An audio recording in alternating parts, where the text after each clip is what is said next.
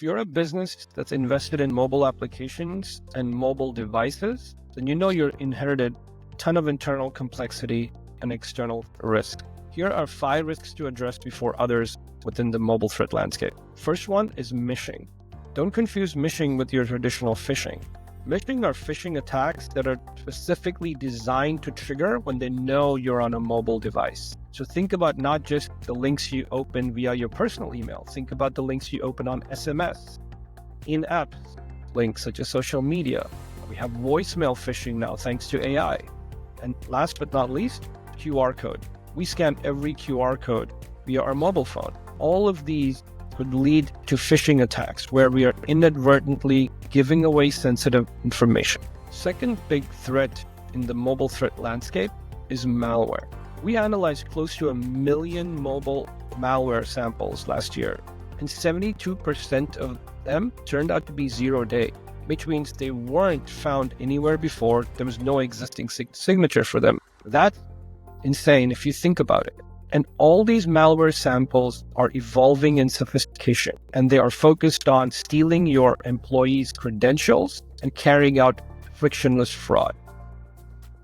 The third risk are platform vulnerabilities. All of us have apps and employees accessing enterprise assets on Android and iOS devices. Now, these devices have very different footprints, right? They have different hardware, they have different OS versions, and they have a different set of apps installed on them, which results in different fingerprints. iOS and Android platforms themselves are quickly evolving.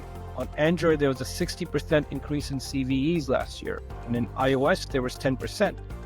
But both platforms had CVEs exploited in the wild. The fourth risk is sideloaded apps. These are apps that weren't downloaded from either the official Apple iOS store or the Google Play Store. The problem is there are over 300 mobile app stores today, and your employees are absolutely free to download apps from any one of these, especially if it's their personal device.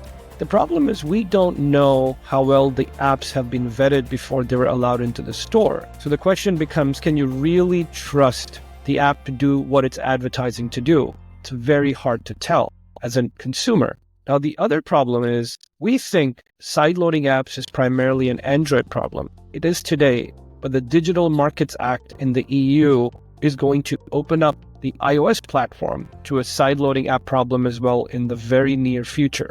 The most concerning part about sideloaded apps, our research shows that if you're someone who sideloads apps, there's a 200% probability that you will end up with malware on your device in the near future. The last risk is third-party software. There are 2 types of third-party software we need to be aware of. One is third-party code. Today we build mobile applications like we build Lego, right? 70% of that code is third-party. But do we really understand the security and privacy risks within this software? We don't. And we also don't update these third-party code and components when there is an update available due to other reasons. So we're really susceptible for supply chain poisoning in this case. The second scenario is third-party work apps. Apart from building your own apps, today we actually procure tons of third-party apps for productivity, but we don't really vet them for security and privacy. We do contractual due diligence, but these apps essentially represent code running on your enterprise data, and that could result in your data ending up places that it shouldn't. So it's really important that we actually look at third-party code and third-party apps when you consider third-party software risks.